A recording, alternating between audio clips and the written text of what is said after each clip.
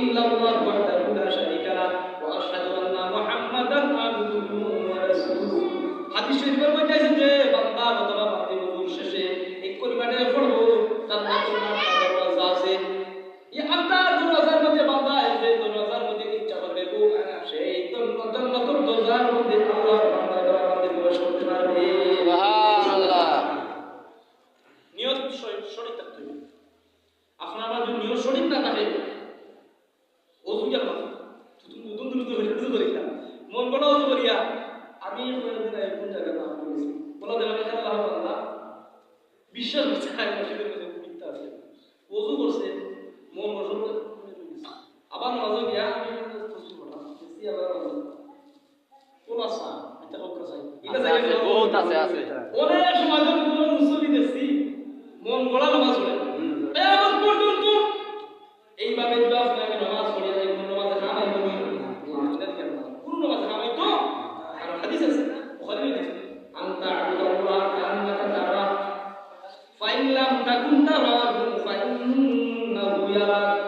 এইভাবে তোমরা ইবাদত বন্দী করো, মনে মনে ভাবো যে আমি রব্বে কারীমকে দেখলাম, আমার আল্লাহ রাব্বুল আলামিন দেখলাম।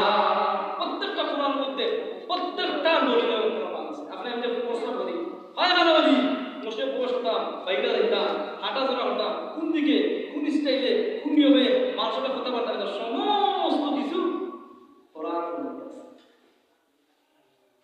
আল্লাহ এর কারণে নামাজ যে পড়তাম সর্বপ্রথম আপনার জরুরি হইল খাবার দিয়ে আসলে পবিত্র হাতে দেখি খাবারটা তৈরি কিন্তু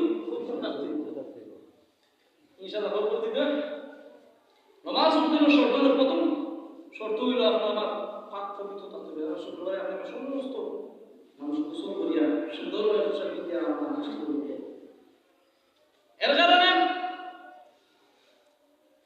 হাদিস শরীফের মধ্যে আছে কিয়ামতের কঠিন ময়দানে বান্দার রাস্তা সর্বপ্রথম নামাজের হিসাব নিবা। কিয়ামতের কঠিন ময়দানে বড় ভয়াবহ অবস্থা হইব।